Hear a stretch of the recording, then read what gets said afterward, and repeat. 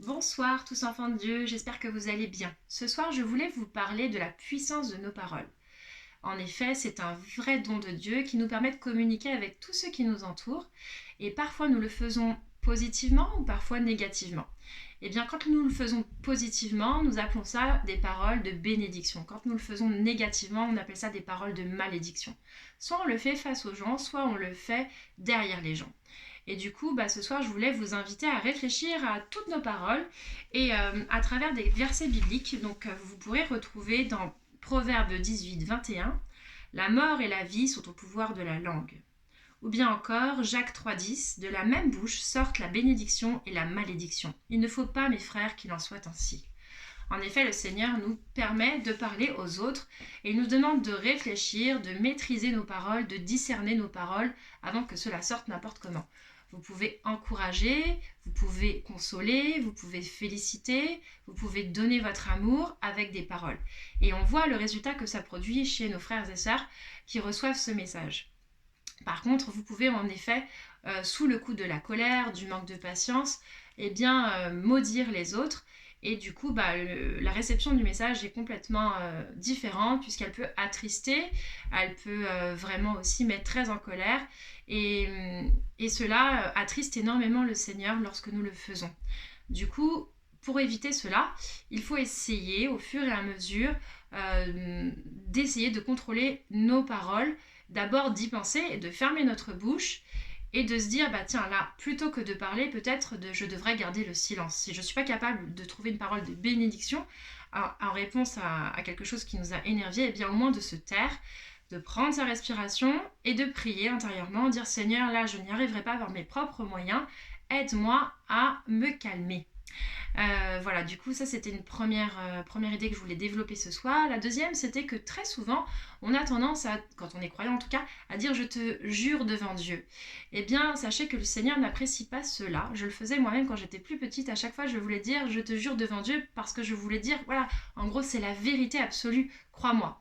Mais si vous dites tout le temps la vérité, les gens au fur et à mesure n'auront même pas besoin d'entendre ce genre de paroles. Et en tout cas, le Seigneur nous invite à ne pas le faire. Vous trouverez le verset Jacques 5,12. Avant toute chose, mes frères, ne jurez ni par le ciel, ni par la terre, ni par aucun autre serment, mais que votre oui soit oui et votre non soit non, afin que vous ne tombiez pas sous le jugement. Donc c'était voilà un petit astérix. Si vous avez ce tic de langage, eh bien essayez de vous corriger. D'autre part, je voulais vous dire que la puissance de la parole, c'est aussi pour nos vies, c'est aussi pour nous. En fait, lorsque vous donnez des paroles négatives, par exemple, je n'y arriverai jamais, je vais rater, selon moi, ce n'est pas possible, eh bien, en fait, vous déclarez dans les cieux, c'est comme si vous mettiez un barrage, en fait, à la bénédiction de Dieu, puisque vous déclarez que ce que vous croyez est négatif. Comment voulez-vous qu'il vous donne du positif quand vous-même, vous n'y croyez pas? Le Seigneur nous invite à avoir de la foi, et cette foi, ça passe aussi par les paroles que vous allez prononcer pour vous ou pour d'autres. Et des fois, nous le faisons sans nous en rendre compte, que ce soit pour nous ou pour les autres. Et du coup, au lieu d'être des paroles de bénédiction, nous donnons des paroles de malédiction. Et pourtant, c'est très souvent dans la bienveillance. Exemple, vous voyez votre enfant qui va sortir à l'extérieur et qui part sans mettre son écharpe. Vous allez lui dire mets ton écharpe sinon tu vas tomber malade. Donc là vous êtes en train de déclarer sur lui que s'il ne met pas son écharpe, il va tomber malade. Donc c'est la chose que vous croyez, c'est donc la chose que le mal entend. Et à partir de là, vous donnez autorité au mal pour venir mettre un petit virus à votre enfant. Pareil, si vous vous trouvez dans une salle d'attente, que vous voyez 5 ou 6 personnes autour de vous qui ont la gastro, et intérieurement vous croyez que vous allez l'attraper, puisque ça fait 1 heure que vous êtes dans cette salle d'attente, et puis quand vous sortez de là, vous allez téléphoner à votre époux ou votre épouse, et vous allez lui dire je crois que je vais tomber malade, je vais attraper la gastro parce que je suis restée avec tant de personnes contaminées, c'est sûr que je vais l'attraper. Encore une fois, vous déclarez les choses négatives.